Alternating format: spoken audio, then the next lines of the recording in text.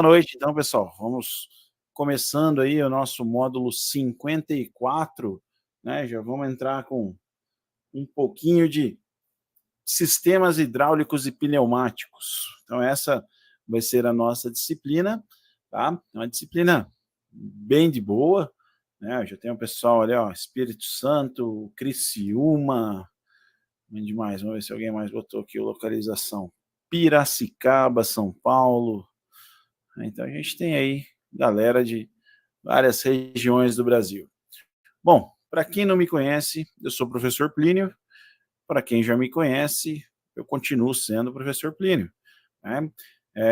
Quem que eu sou? Vamos me apresentar um pouquinho. Tá? Eu sou engenheiro de controle e automação, ó, Pedro Leopoldo, Minas Gerais. Já estive aí na sua cidade, Alax, Brasília, Distrito Federal. Essa eu nunca fui ainda. Quem sabe um dia a gente visita aí. Pedro Leopoldo é do lado de Confins ali, né? Segundo o professor Fábio Gentilini, dá para ir de bike do aeroporto para Pedro Leopoldo. Inclusive, quando eu fui, ele queria ir de bike para lá. Cosmópolis, nome diferente. Serra Espírito Santo.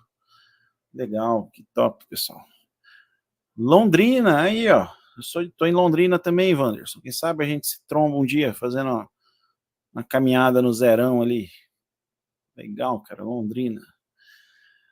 Então, como eu comentei com vocês, Tanabi, eu nunca ouvi falar. Deve ser mais para o interior, né? Santa Maria de Itabira, Minas Gerais, também Arapongas aqui do lado aí, Gustavo. Eu trabalho no Senai de Arapongas ali, ó. Na hora que você quiser, aparece lá que a gente toma um café. Itabirito, Itabirito, Americana, Caxias do Sul, galera só Brasil afora. Exatamente, dá para ir de bike para Confins. Eu não consegui de bike, mas tomara que a galera consiga, né? Bom, pessoal, então eu sou engenheiro de controle de automação, tá? Eu sou técnico mecânico também. Sou especialista, ali está em projetos, né?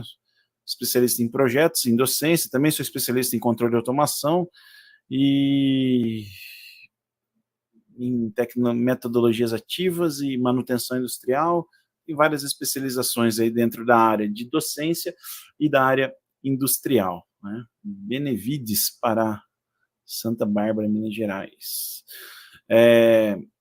Também estou finalizando aí uma docência, não, uma graduação em física agora, né? E ano que vem, análise e desenvolvimento de sistemas. Então a gente vai aprendendo sempre coisas novas aí. Eu estou na Unicesumar desde 2006, tá? Eu me formei em engenharia mecatrônica em 2006. Eu entrei no Sesumar como aluno de engenharia de controle e automação. Estudei ali presencialmente, me formei e depois fui convidado pelo coordenador para dar aulas aí, e desde 2014 que eu sou professor da Unicesumar, né? Então, todas as engenharias, estruturei. Se um dia alguém for visitar a sede lá, parte dos laboratórios, fui eu que estruturei. Tem um avião lá no laboratório de aviação, fui eu que montei aquele avião, né? Auxiliei a estruturação da metodologia que vocês estudam hoje também, que é a metodologia híbrida. Também trabalhei no Senai, né? Desde 2010 comecei a dar aula lá. Depois fui para a área de desenvolvimento de produtos. Depois fui para Blumenau, na Unisenai, e fui professor lá nas engenharias também. E agora estou em Arapongas, no Senai de Arapongas também, dando aula nos técnicos de aprendizagem lá. Fora o Sesumar e a Uniaselv e o curso do Estado também, tá? Aí vocês vão perguntar, mas professor, você trabalha ou você só dá aula? Né? Sempre tem essa pergunta aí. Eu trabalho também, tá, pessoal? Eu sou projetista de máquinas, né? E trabalho com processos industriais. Então a gente projeta linhas industriais aí de produção, desde a concepção da linha até a fabricação das máquinas que são utilizadas nessa linha. Claro que a última vez, o projeto que a gente pegou foi uma indústria química, né? Então nós projetamos aí as máquinas que fazem ali os reatores e tal, desde do projeto até a concepção, até o startup da máquina, né? O startup da planta. Tá? Sou desenhista certificado pela Dassault Systems, eu tenho o selo CSWA do SolidWorks, né? Sou especializado em impressão 3D, trabalho com impressão 3D também, usando a tecnologia FDM, e tem alguns empreendimentos também, como a PAD Steelwood Design, que é uma marca de móveis industriais, Castellini Schnapps, que é uma marca de destilados, e o @Plinio Explica, que é um canal no YouTube onde vai trazer ali conteúdos mais voltados para vocês, alunos da Unicesumar, né? Vídeos que eu venho gravando desde outras turmas que vem trabalhando comigo, e a gente vai gravando vídeos explicando sempre um conteúdo extra aí para vocês, ou para qualquer um que queira aí conhecer mais, né? O pessoal de Araucária chegou agora, Rodrigo de Criciúma também. Então, pessoal, esse sou eu, né? Um prazer aí estar com vocês mais um ano, a gente já está inteirando, então, 14 anos de Unicesumar, né? E espero que consiga atender o objetivo de vocês, aí, a expectativa de vocês com essas disciplinas, tá? E a gente vai começar falando um pouquinho, então, de sistemas hidráulicos e pneumáticos. Vamos ter que fazer uma revisão básica aí de conceitos físicos e matemáticos, tá? Por que eu preciso fazer isso? Para eu poder saber como trabalhar. Não adianta a gente começar a falar de diagramas elétricos, diagramas pneumáticos e atuadores, cilindros e válvulas, etc., se eu não sei ainda os conceitos básicos para, por exemplo, quando que eu vou usar hidráulica e quando que eu vou usar pneumática, né? O conteúdo, a metodologia de trabalho é parecida, mas cada caso é um caso, né? Cada aplicação é uma aplicação. Por exemplo, eu projetei uma planta numa indústria que ela não podia ter nada de... Não poderia ter nada de componente elétrico, né? Ela trabalhava com área classificada. A área classificada, ela tem risco de explosão, né? Então, como é que eu faço todas as máquinas funcionarem sem usar nada de eletricidade ali? Não tem. Eu preciso conhecer os conceitos físicos e matemáticos das coisas para trabalhar com esse tipo de projeto, por exemplo, tá? Lembrando que eu vou estar com o chat aberto aqui do lado, então qualquer dúvida que vocês tiverem, é só pedirem que eu vou responder, né? Então, o Jean perguntou qual o @ do YouTube, é Plinio Explica, com X, né? Depois a gente manda aí o link, eu estava com ele aberto até agora há pouco aqui, que eu estava dando outra aula, mas fechei. É só digitar Plínio Explica que você acha lá. Então vamos lá, galera. Vamos começar com a pergunta: o que é pneumática? Né? A pneumática, ela é a ciência que estuda os sistemas mecânicos de compressão de ar. Né? Por isso que quando você tem o carro, ele vem com pneus. Né? Pneus vem de pneumática porque dentro daquele pneu nós temos ar comprimido. Ah, mas eu tenho um pneu Runflat. Beleza, são tecnologias atuais. Né? Ah, eu tenho pneu que não usa ar. Também são outros tipos de tecnologia. Mas, em tese, um pneu ele foi projetado para se utilizar ar dentro, né? E esse ar é um ar comprimido, não é só encher de vento ali, né? O famoso estocavento ali que vai fazer funcionar. O ar tem que ser comprimido, tá?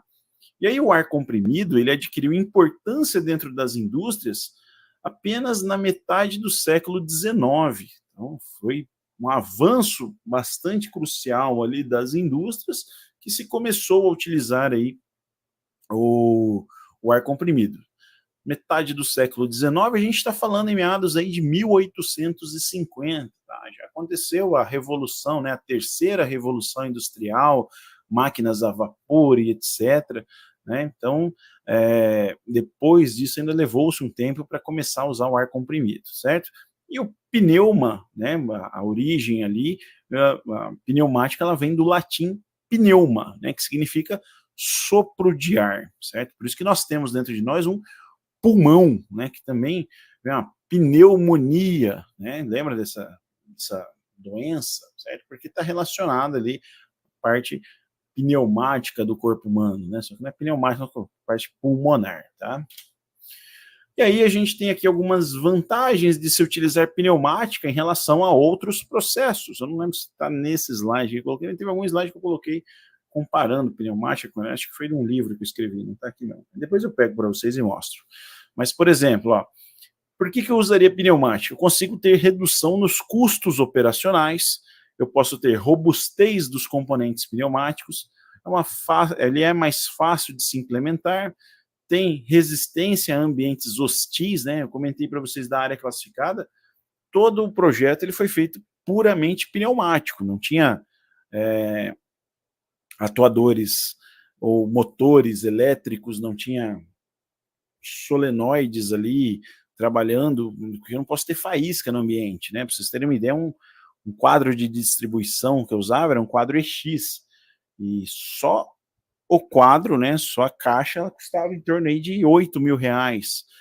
Tinha que ser toda retificada, não sei o quê, porque não pode sair uma faísca ali, porque o ambiente que estava trabalhando, muitos vapores inflamáveis, né, trabalhava com solventes. Então a pneumática ela atende bem a ambientes hostis, certo? E ele é simples de manipulação. A pneumática é um bagulho bastante simples de se trabalhar. Você é simplesmente pegar o ar, comprimir ele e usar ele, a força desse ar comprimido, né? Quando você comprime o ar, você vai gerar ali energia potencial, você vai armazenar energia potencial e depois você transforma essa energia potencial em energia cinética, tá? Ele também vai me proporcionar segurança, eu vou ter um número menor de acidentes, dependendo do que eu estou fazendo, né? E eu consigo incrementar a produção tendo um investimento pequeno. Pneumática não é tão caro, tá, quanto outros processos. Se a gente comparar pneumática com elétrica com hidráulica, 3 fontes de funcionamento aí, vocês vão ver que a pneumática ela acaba sendo um investimento inicial menor, né? Agora, ele vai ter desvantagens também em relação às outras, tá? Por exemplo, para a gente poder trabalhar com pneumática, a gente precisa ter uma boa preparação para realizar o trabalho proposto. A pneumática não vai resolver todos os seus problemas, ele vai atender mais limitado às propriedades físicas do ar comprimido, que a gente vai ver daqui a pouco, tá? São normalmente projetados e utilizados a uma pressão máxima de 1.723 quilopascal. Tá? Isso aí vai dar aproximadamente aí seus 6, 8 bar de pressão. É uma pressão baixa, né? Se você comparar, por exemplo, a hidráulica, eu consigo obter, se a gente pegar unidades de pressão, né, ele falar em bar, que é o que um manômetro mostra para nós num regime pneumático, numa linha pneumática. Compressor pneumático, você vai trabalhar aí com 6 bar de pressão alimentando a linha, 8 bar de pressão, né, enquanto na hidráulica você vai ter aí em torno de 150, 200 bar de pressão. Então é muito superior a relação de força que você consegue na hidráulica comparado à pneumática, tá?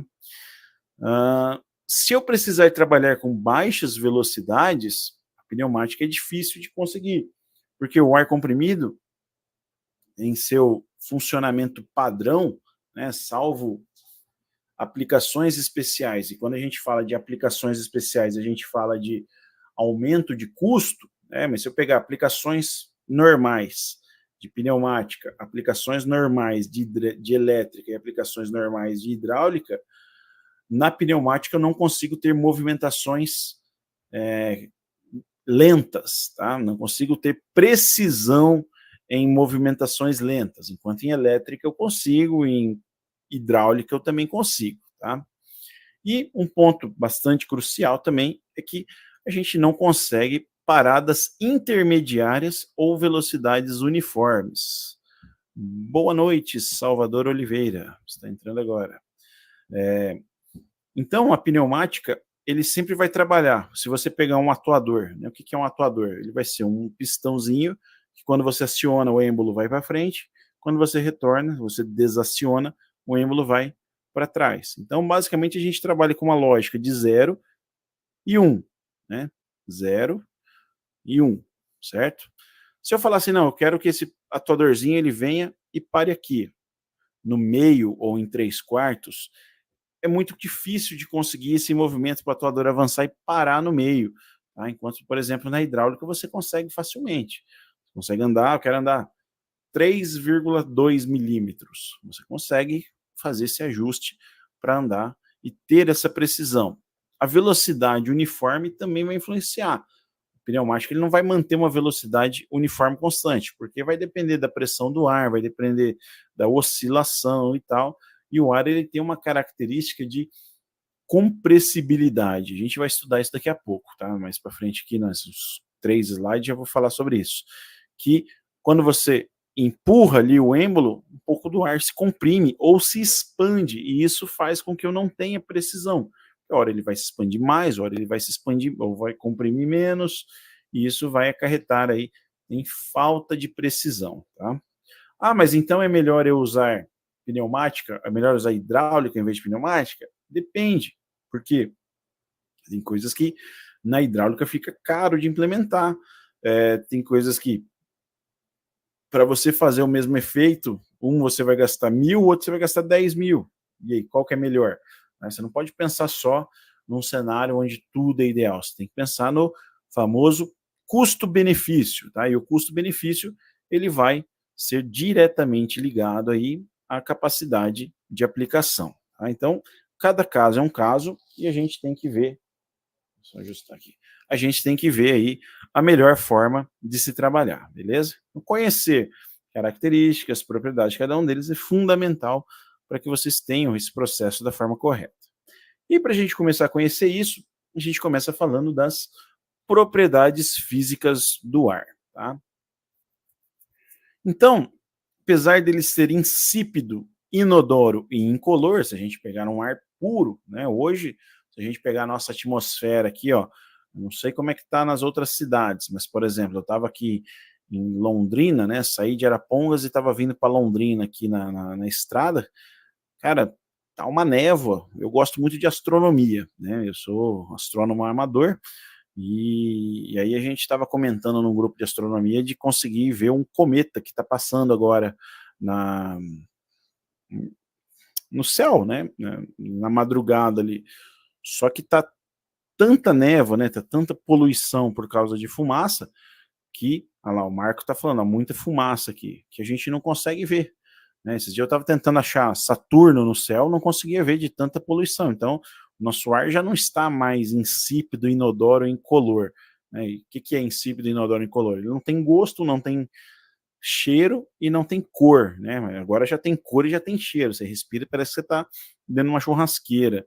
Né? Gosto ainda não senti no ar aqui, mas incolor também não tá. Hoje o pôr do sol também, eu estava andando ali na cidade e o sol tava uma bolona vermelha, assim, você não precisa nem de óculos para olhar para ele. Não olhem para o sol, tá? Mas não precisa ter porque a própria atmosfera tem tanta poluição que já vai filtrando a radiação de luz ali emitida pelo sol, certo? Mas então, apesar do ar ter essas 3 características de sem cor, sem gosto e sem cheiro, a gente percebe o ar através dos ventos, ele está lá, não tem como você falar assim, não tem nada aqui, eu estou com o ventilador ligado aqui na minha cara, aqui do meu lado, eu estou sentindo o vento batendo em mim, né? Então o ar, ele é um fluido, apesar de a gente nunca pensar assim, o ar não é que ele é líquido, ele é gasoso, mas ele é um fluido, é considerado um fluido, é como se a gente estivesse no meio de uma densidade aqui, né? Quando você está dentro da água e você começa a andar, você sente a água em volta de você, o ar é a mesma coisa, a gente sente o ar dentro de nós, né? Então você consegue sentir através dos ventos, os aviões e pássaros que neles flutuam e se movimentam, a gente também consegue perceber. Como é que é a movimentação de um avião? Ele tem um motor ali que vai ter uma hélice ou uma turbina que vai rotacionar e vai fazer o deslocamento da massa de ar, fazendo com que ele vá para frente, né? E a gente também consegue sentir o impacto do ar no nosso corpo, no caso que eu falei do ventilador aqui, tá me dando, me acertando aqui no rosto, né, o ar. Então a gente consegue concluir facilmente que o ar tem existência real, né? Não tem como fazer, o ar não existe. Não, a gente sente o ar aqui, a gente consegue ver quando está poluído e tal, né? E ele ocupa um lugar no espaço. Diferente se a gente for para fora da atmosfera, se for para o espaço, e lá nós teremos vácuo, ausência de matéria, né? E aí nós temos algumas características do ar. A primeira característica do ar a gente chama de compressibilidade do ar. O que é a compressibilidade do ar? Vocês fizeram um experimento, pegarem uma seringa, né? Vou pegar aqui ó, essa garrafinha. Dá para botar meio a meio a tela, professora Paula?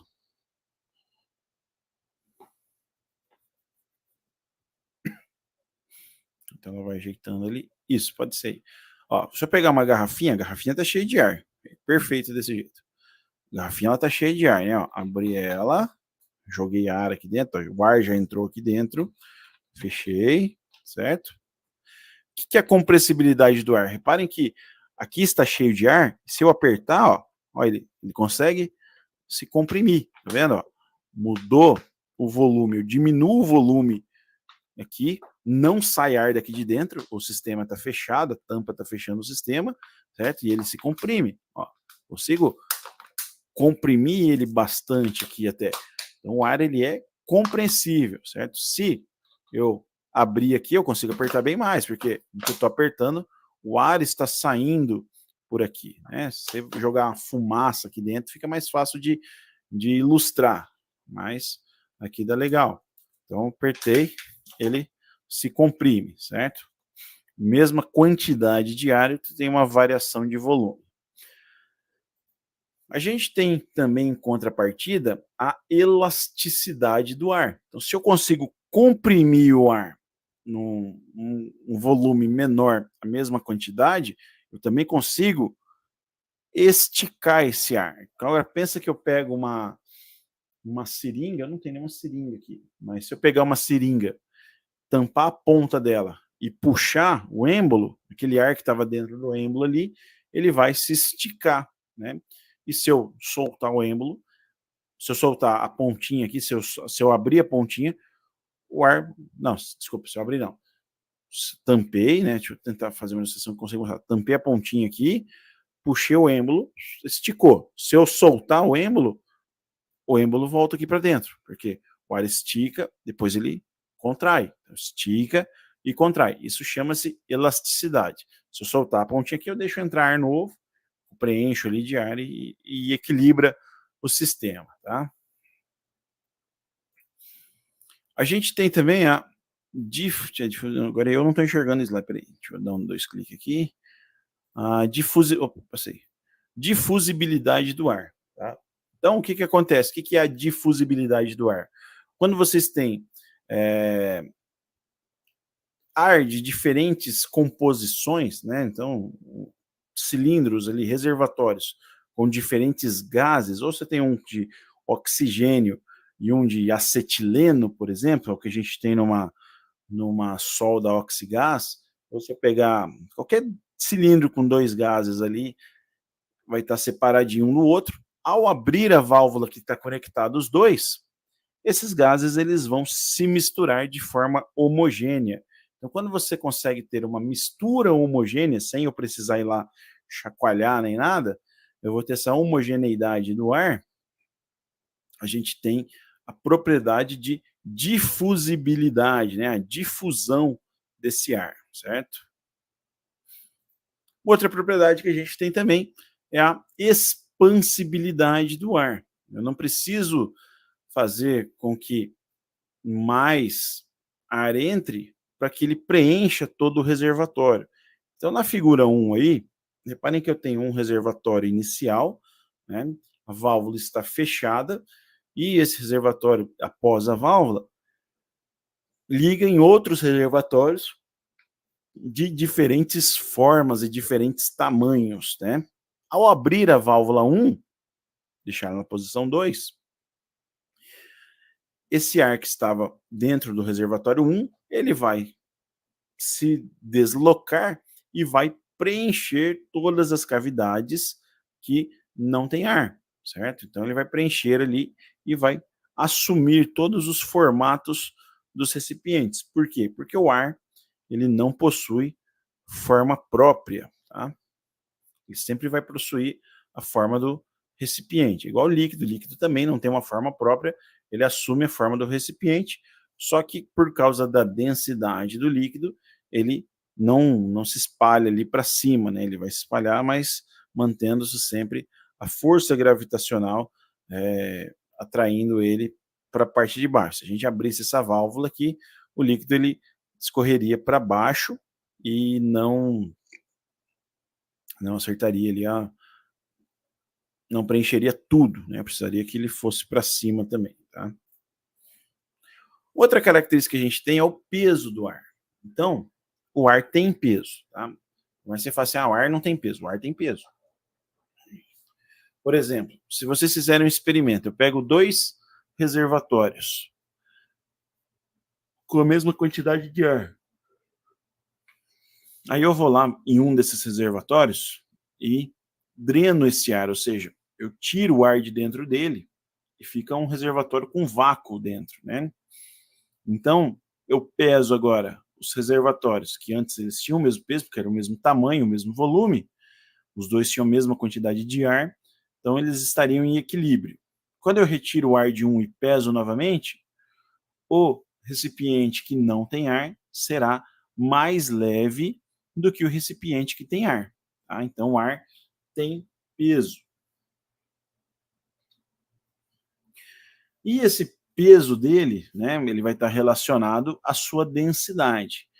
E a densidade, massa molar, Richard, exatamente. Pela massa molar dele ali, da combinação das moléculas, né, vai gerar uma massa nele que vai ter uma força-peso.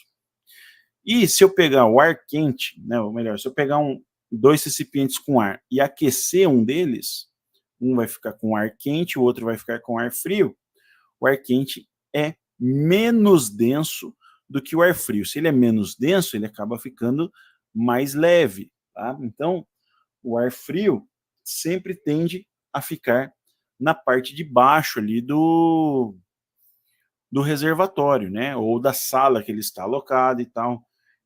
Então, se vocês pensarem na forma de um ar-condicionado, por exemplo, que a evaporadora ela vai ficar, hoje se instala, né? Antigamente se instalava embaixo, mas hoje as máquinas de ar-condicionado são instaladas na parte superior do ambiente, porque ele vai soltar o ar frio, como o ar frio é quente, desculpa, o ar frio é quente, nada a ver, como o ar frio é denso, ele vai descer por convecção, né? Então ele vai fazer descer, e por convecção o ar quente que está embaixo vai subir, enquanto o ar frio desce e empurra o ar quente para cima, né? Empurrou para cima, a máquina vai captar esse ar quente primeiro, vai passar pelo compressor, refrigerar, né? Vai comprimir, refrigerar e soltar ele frio novamente. Vai fazendo esse ciclo aí.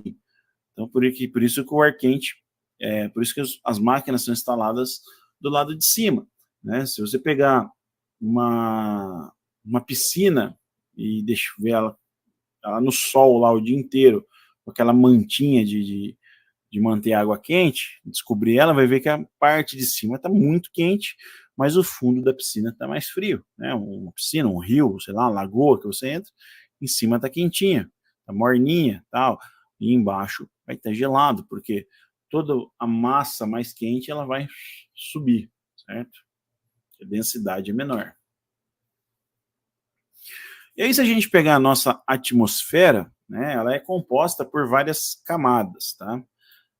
Aqui teve alguém que fez uma pergunta, deixa eu ver. Isso porque o ar sempre tem água? Não é por causa da água, tá, Genice? A água também tem o mesmo comportamento, mas é por causa da densidade das moléculas mesmo. Quando você esquenta, elas tendem a diminuir a sua densidade, tá? Não necessariamente tem a ver com a água presente no ar. Uma outra pergunta aqui, não é mesmo? Tá. Então a gente tem aqui as camadas da atmosfera. O nosso planeta, né, é um geoide, certo? Que é uma forma próxima a uma esfera. Então não tem nem conversa de que Terra é plana, que não sei o quê, isso aí não serve para nada. Nosso planeta ele é uma esfera, certo? Por causa da pressão hidrostática dos corpos, faz com que os elementos do universo sejam sempre em formatos esféricos, por isso que todos os planetas e estrelas são esféricos. Né? Alguém me chamou aqui. Oh, meu Deus do céu. Não, achei que era aqui no chat, é outro chat. E pela força gravitacional, a gente tem uma atração da parte de fora para o centro, certo? Quanto mais próximo do centro, maior a força gravitacional ali. E aí, conforme mais para fora, você vai tendo menos atração, menos força de atração do nosso planeta. E nós temos ali a atmosfera que cerca o nosso planeta, que é a parte que tem ar. Tá? Quanto mais próximo da Terra, mais denso é esse ar, e conforme eu vou afastando, vai ficando menos denso. Sabe quando o pessoal joga bola lá na Bolívia, sei lá, Equador, né? Não sei que lugar que é lá, mas vai jogar bola ali na América, um pouquinho para cima ali, e, e aí dava. Galera, todo mundo começava a jogar mal, né? Porque você não tem mais o peso da atmosfera completo sobre você. Você subiu uma altitude elevada, você vai ter o ar rarefeito, que eles falam, né? E aí isso vai dar não é complicações, mas isso vai atrapalhar a respiração do jogador, vai atrapalhar a força de chute que ele tem e tal. Eu sou uma negação para futebol, tá? Então eu não posso estar falando aqui algum nome errado, alguma coisa, porque futebol eu não sento nem na garupa, né? Mas o problema que eles tinham era justamente porque eles se afastavam ali, ó, desse desenho que eu coloquei, se afastavam do centro, né, do contorno da Terra ali, que é o A, né, que a gente tem a troposfera, eles ficavam mais próximo do final ali da troposfera, porque era uma altitude maior e o ar ficava mais leve, né?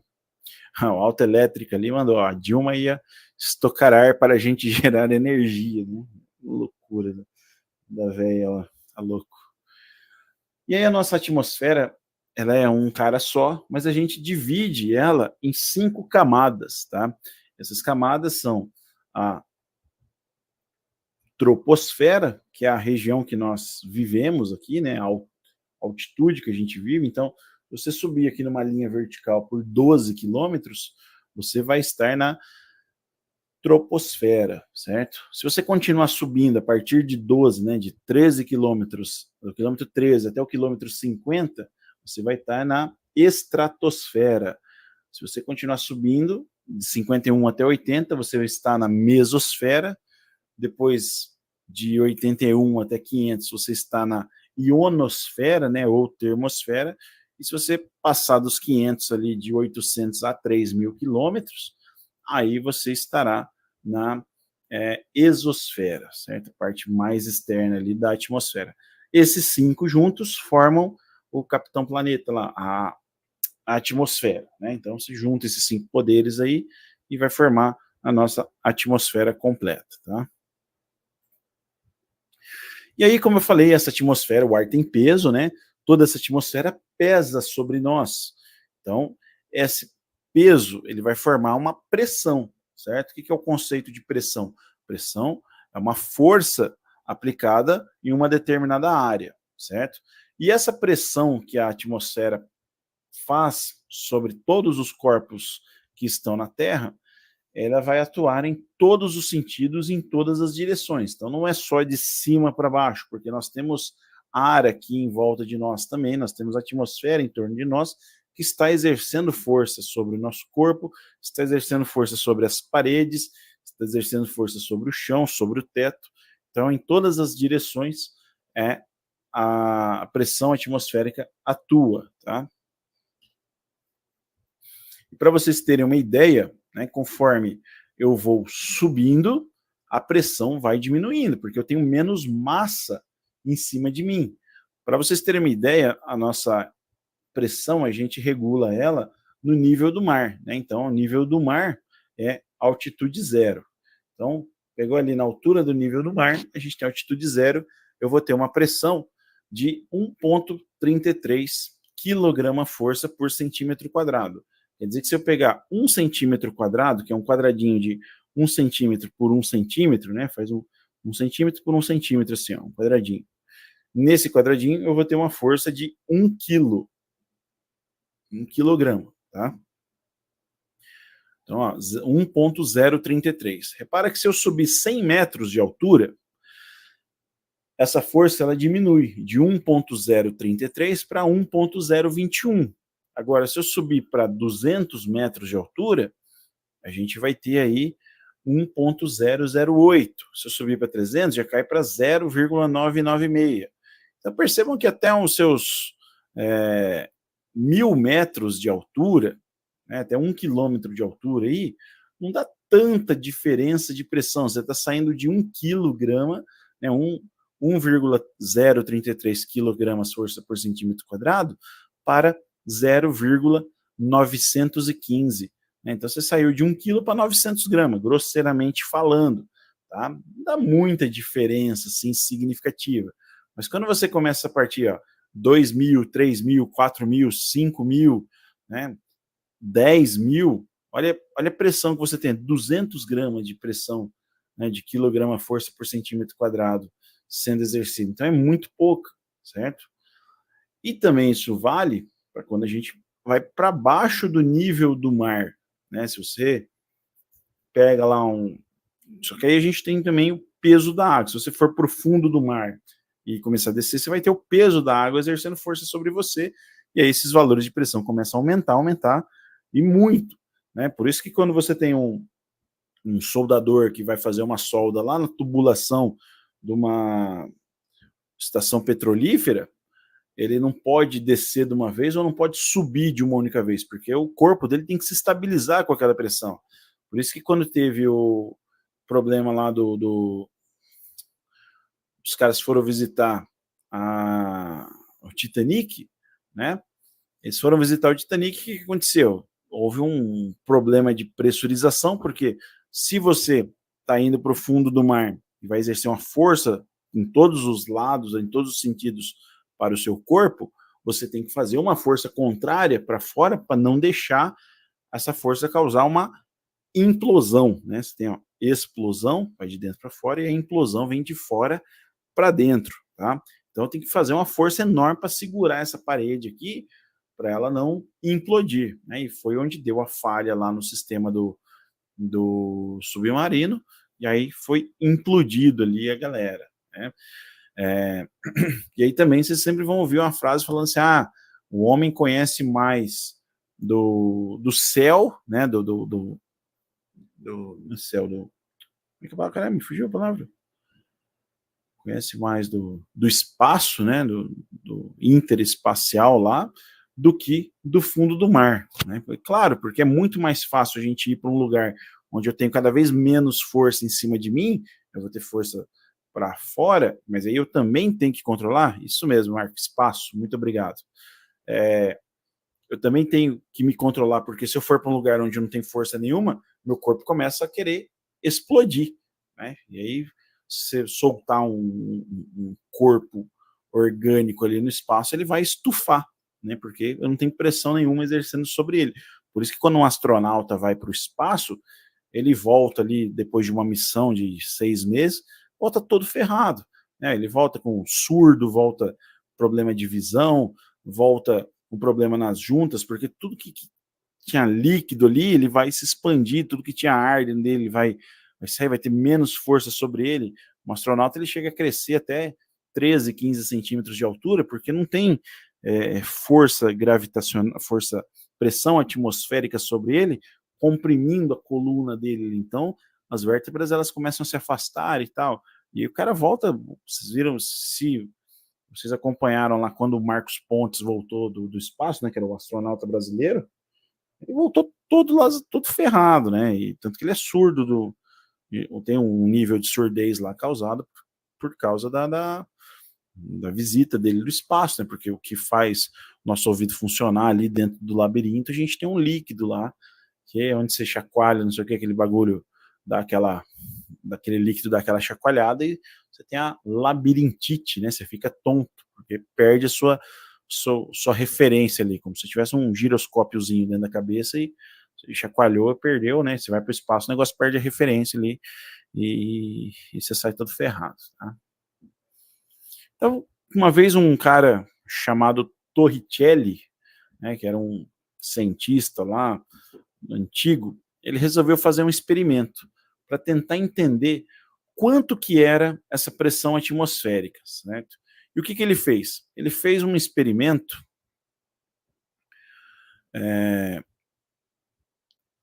já te respondo, Richard, eu não tive tempo de ler tudo aqui ainda, deixa eu só explicar essa parte do Torricelli e já vejo sua pergunta. O Torricelli, ele fez um experimento onde ele pegou um recipiente, como se fosse um balde, tá? Você pode fazer isso na casa de vocês, se você tiver fazer um famoso bebedouro para cachorro de rua, né? Você vai, pega um prato, enche de líquido, pega uma garrafa, enche de líquido também e emborca essa garrafa nesse líquido, certo? O que a gente pensa? A garrafa vai soltar o líquido e vai sair. Só que eu tenho o ar na superfície desse líquido segurando ela. Então, a água começa a sair, mas o ar vai ficar segurando, não vai deixar sair mais, certo? Quando o Torricelli fez esse experimento, ele pegou um cilindro, né, comprido, tinha 1 metro de altura de cilindro, encheu ele de líquido, na verdade ele encheu de mercúrio, né, encheu de água, depois fez com mercúrio, emborcou ali no pratinho, cheio de mercúrio também.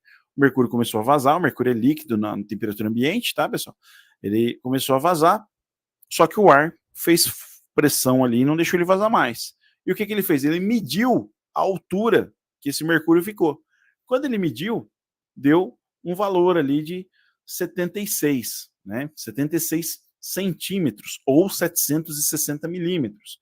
Então ele criou uma convenção dizendo que a pressão atmosférica do ar no nível do mar, ele estava lá no nível do mar, era de 76 centímetros ou 760 milímetros de mercúrio, né? Então, se você fosse 1.000 metros para cima, esse valor ele vai diminuir. Se for subir mais, ele vai diminuindo. Então, o mercúrio vai ter força para sair.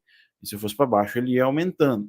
E aqui surge a primeira escala de medição de pressão, certo? E aí ele chamou esse aparelhinho, esse sistema, de barômetro, tá? Então, o barômetro ele é um instrumento de medir pressão atmosférica, não só pressão atmosférica, mas é um instrumento de medir pressão, certo? Na verdade, pressão atmosférica, se fosse pressão confinada, seria um manômetro, tá? Deixa eu ver a pergunta do Richard aqui, ó. De 100 metros para 3.000 metros, em um carro a combustão, a deficiência do motor poderá ser 42%, devido à pressão ser menor em 3.000 metros. Ele corrigiu para 29%, 42% é o normal, né? Ele vai cair para... Rapaz, máquinas térmicas não é o meu forte para eu te falar que é exatamente isso, mas fisicamente parece que sim, tá? Teria que ver com um professor de máquinas térmicas aí que entende do ciclo de combustão, ciclo Otto e tal, para poder confirmar isso, mas tudo indica que sim, certo? Mas eu não vou falar, é assim e tal, porque não é na minha área. Peço desculpas aí, porque realmente está completamente fora do meu conhecimento, né? Mas eu vou dar uma estudada aí para ver para ver se essa relação que você falou está certa, tá? E aí, com o passar do tempo, surgiram várias unidades de medida, tá? Por nada. Surgiram várias unidades de medida. Então, a gente tem aqui todas as unidades de pressão. Então, eu posso medir em quilograma-força por centímetro quadrado, isso no sistema internacional de medida, mas no sistema inglês, ele, em vez de ser quilograma-força, libra-forças, em vez de centímetro por polegada. Então, a gente tem libra-força por polegada ao quadrado. Eu também posso ter uma definição de força, de pressão, chamada de bar. Eu também posso ter polegadas de mercúrio, posso ter polegadas de água, né? Polegada de H2O. Posso ter ATM, posso ter milímetros de mercúrio, milímetros de água ou quilopascal, né? E por que eu trouxe essa tabela aqui para vocês? Para que vocês entendam como que eu faço a conversão. Então, eu posso trabalhar posso converter de laranja para banana, porque todos eles são frutas. Aqui, todos eles são pressão, então eu posso converter de uma pressão para outra, certo? E aí, o que você precisa fazer? Você vai pegar o valor que você tem, vamos supor lá, eu quero converter 1 bar, né? Eu quero converter 6 bar, lembra que a gente falou de 6 bar? Né? Então, eu quero converter 6 bar. A minha primeira coluna aqui, onde eu tenho as unidades de medida, é a unidade que eu quero, que eu estou. Então, eu estou em bar, vou pegar ali a terceira linha, certo? E eu quero converter bar para qualquer uma dessas outras unidades. Então, eu vou andando para a direita nessa linha até achar a coluna da unidade que eu quero. Então, se eu quiser converter bar para quilograma-força por centímetro quadrado, eu vou pegar os 6 bar que eu tenho e vou multiplicar por essas constantezinhas que eu tenho aqui. No caso de quilograma-força por centímetro quadrado, a relação entre eles é de 1,0197. Então, eu vou pegar o valor que eu tenho em bar, 6, e multiplicar por 1,0197, que vai dar 6,07, talvez. Então, é quase próximo ali a relação de uma para outra. Ah, não, eu quero converter bar para milímetros de mercúrio. Então, vou pegar a linha do bar aqui, falando bar demais, né? Dando vontade de beber já. E vou até milímetros de mercúrio. Milímetros de mercúrio é 750,06. Então, para eu saber quanto que dá 6 bar, eu vou pegar 6 e multiplicar por 750,06 e minha resposta será dada no topo da coluna lá, a unidade de milímetros de mercúrio, certo? Bastante simples, né? Se eu não me engano, acho que até o mapa de vocês eu coloquei uma atividade para fazer isso, de tabela de conversão e tal, né? Bem simplesinho de fazer, né? Ó, o Wanderson respondeu ali, e o Luiz também, né? Então, a queda da eficiência se dá pela densidade do ar e densidade de oxigênio, não pela pressão. E o Richard falou que, em geral, a perda de potência de um carro a combustão em altitudes mais elevadas pode variar de 10% a 20%. Perfeito, então, a gente teve aí duas respostas bastante eficazes, né? E a ideia aqui da aula é isso, vocês interagirem também entre vocês, tá? Aqui é o princípio de Blaise Pascal, que diz que se eu aplicar uma pressão em um líquido, né, um recipiente cheio de líquido ali, que é praticamente incompreensível, aqui já é para hidráulica, né? Hidráulica, eu tenho líquidos incompreensíveis, que não se comprimem como o ar.